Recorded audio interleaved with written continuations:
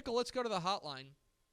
It's normally Tuesdays. No, it's Thursdays. But today it's Thursdays. Let's go. We're pleased to be joined by the Texas High School Football Hall of Famer and the host of the Craig Way Show down there in Austin. It's our friend Craig Way. Mr. Way, do you read us?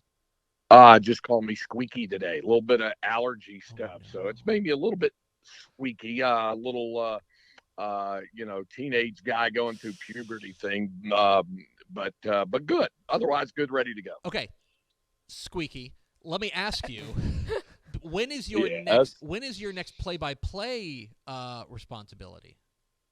That would be Saturday, day after tomorrow. All right, you got time then. You got time.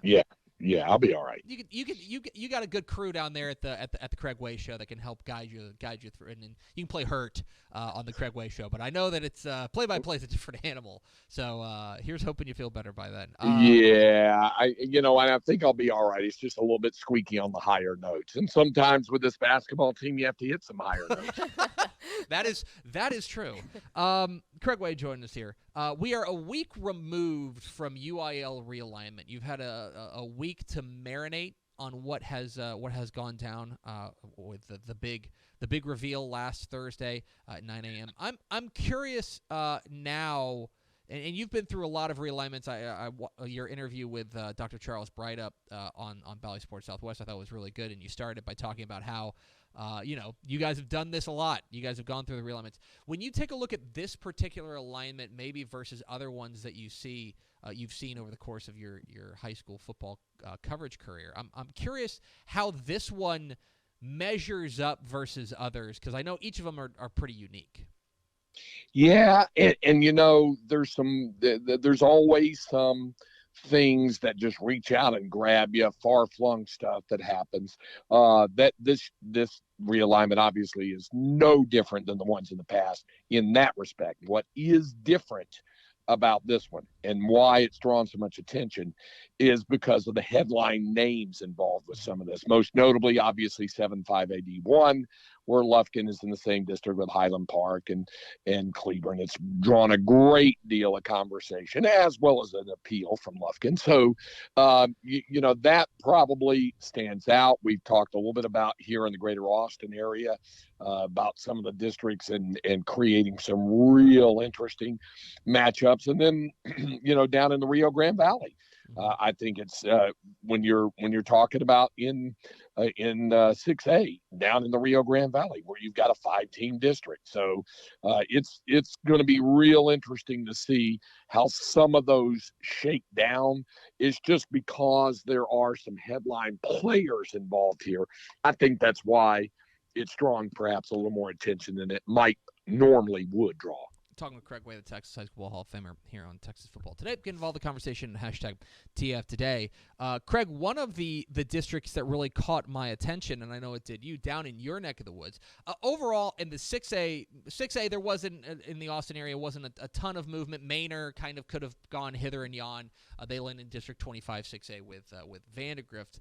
I'm curious, though, about your thoughts on District 12 5A Division 1, where you will have an Austin area team, an Austin ISD team, rather, in Austin Anderson, now going out east to College Station to take on A&M Consolidated and College Station, not to mention outstanding programs like Pflugerville, Weiss, and Buda Hayes, etc., plus Lockhart.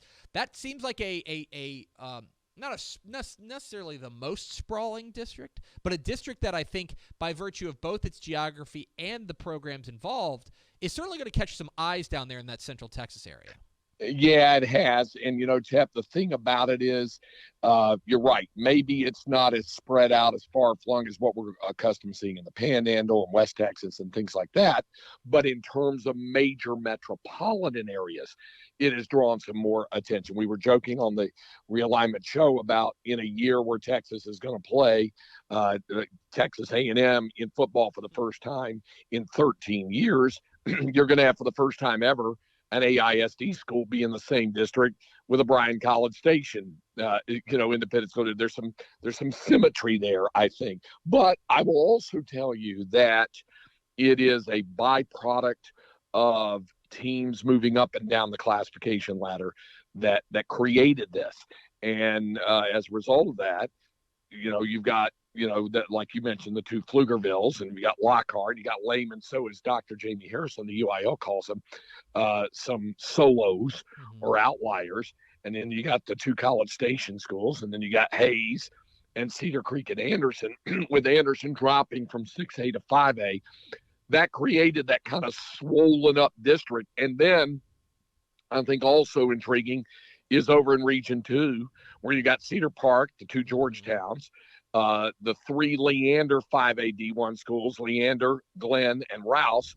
And then you got the newer one, Colleen Chaparral, who's been up for a couple of years, and Lake Belton, who's been up for a couple of years. So the 5A swelling, you might say, is what has created this. And the trickle down also is the deal with Lufkin being in the district, also with Cleburne and Joshua and Highland Park and Midlothian and Red Oak and Tyler.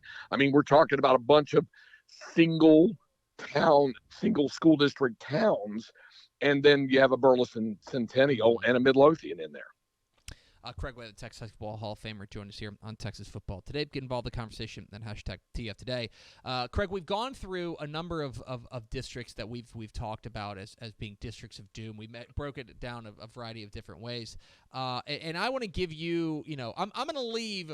I think there's one district that everybody points to, understandably so, in District 11 6A, because you've got two defending state champs in that district. But that district functionally, there's a little bit of comings and goings. Lancaster joins an already loaded district. They kind of swap out the Mansfield schools for the Mesquite schools, etc. But I want to give you three non-11 6A districts, and I want to get which one of these you would categorize as a so-called district of doom the most. Would you go with 12 4A Division 2, where you get Lorena, China Spring, La Vega, and Connolly all lumped in together? Would you go 13 3A Division 2, where Blanco, Rogers, Lexington, Comfort, and Thrall will all collide? Or would you go down to the Houston area, where in 15 6A they smush together Klein ISD and Tomball ISD to go along with the two up-and-coming Magnolia schools in Magnolia and Magnolia West to form a big district there in the Houston area? Which of those three districts do you think you're going to find yourself gravitating toward when the fall rolls around? Well, I like your use of the word smushed. My wife, Linda, likes smished, but it carries the same meaning, I think, with what's going to happen with those Klein and Magnolia and Tomball schools. Add to that what we already know is kind of craziness with 16 and 17, where the side fairs are split up not only into two different districts, but two different regions. That's been well documented. I think it creates a very, very crowded first, by district and area round of football playoffs. I think that's interesting. 12 4A, you point out, you feel bad for programs like Gatesville and Robinson, who've been playoff teams and were playoff teams a year ago, but going up against China Spring and going up against Lorena and going up against Conley and going up against La Vega, that's kind of beating your head against the wall a little bit. It's going to be very, very difficult for them. And then you brought up Blanco, Comfort, Lexington, Rogers, and Thrall. That's a real interesting mix of those two schools going at, the mix quite often, Tep, is what captures my imagination. For example, every year we can point to some games that have become district games and say, how did we get to this point? I give you an example like Carter High of Dallas against Venus. How did that become a district game? And I can go the same route with you. It was Stephenville and Godley. How did we get here? That kind of thing. And it's the suburban sprawl thing.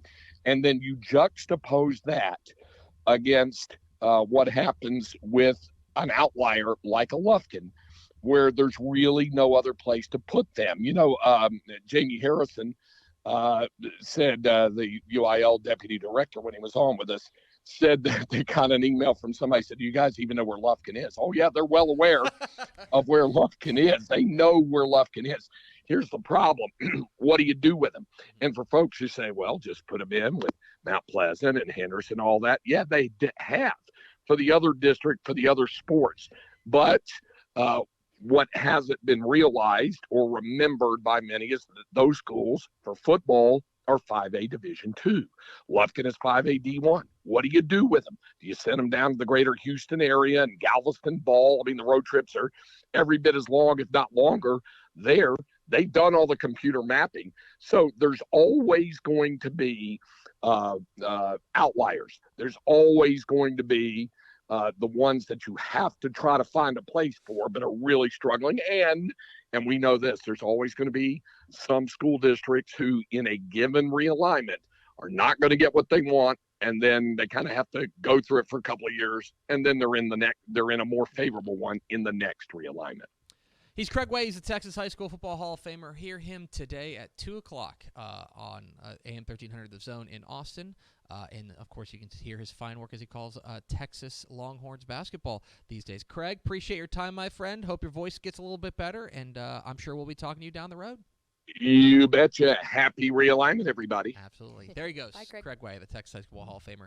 Joins us every Tuesday in the season. And Thursdays. here joins us on a random Thursday to talk realignment. The best Thursday. We appreciate Craig Way hopping on with us.